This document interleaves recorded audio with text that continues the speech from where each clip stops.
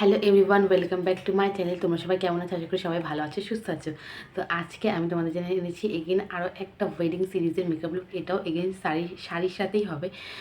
তো এটা একটা সানা সিল্ক, একটা মানে একরকম কালারের মধ্যেই, তো একটু রেডের টাচ আছে এই লুকটার মধ্যে। তো দেখা যাক কেমন কী করতে পারি।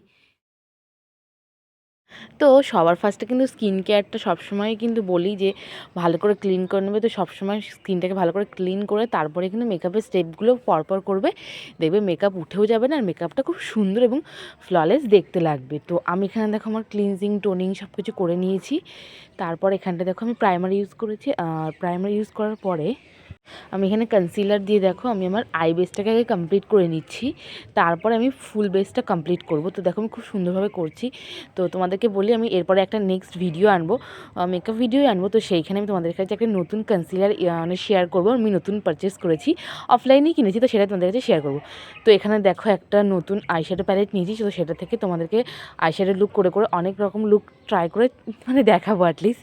তো দেখো এখানটা খুব সুন্দর করে একটা রেড শেড নিয়ে আমি এখানটা আজকে করেছি, কারণ অনেকদিন পরে রেড কালারের একটা শেড নিলাম, তো খুব ভালো লাগছে আমার কাছে করতে।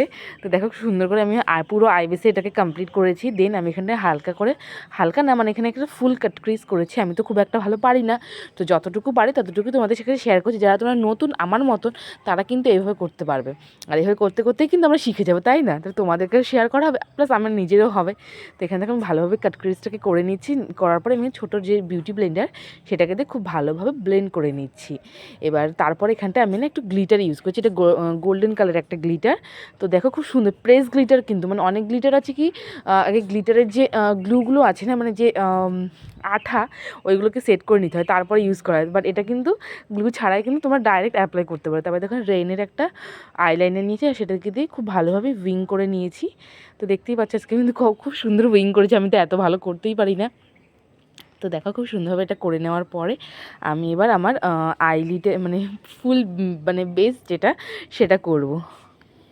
মেবলিন ফিটমির যে কাচের বোতলগুলো হয় সেইগুলো নিয়ে আমি এখানে করব। আর আমার শেড এখানে হলো 220 মানে 220 ন্যাচারাল বেজ। তো এই শেডটাকে নিয়ে আমি দেখো এখানে অ্যাপ্লাই করছি।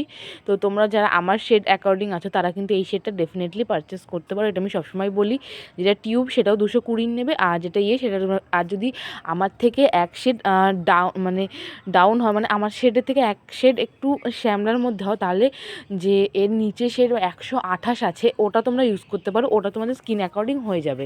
তো এই দেখো এটাকে খুব ভালোভাবে করে নিলাম। আর তোমরা যদি না বুঝতে পারো, তোমরা কোনো ভালো দেখে কোনো মেকআপের দোকানে গিয়ে তোমরা তোমাদের হাতে মানে যে শেডটা নেবে আর কি, সেই শেডটা দিয়ে একটু হাতে স্মাচ করে দেখবে তোমাদের কালারের সাথে মিলে যাচ্ছে কিনা, তাহলে তোমরা করে নিতে পারবে। আমি কিন্তু এইভাবেই শেডটা করি, আর এখন আমার ওটা করতে করতে অভ্যাসে দাঁড়িয়ে গেছে।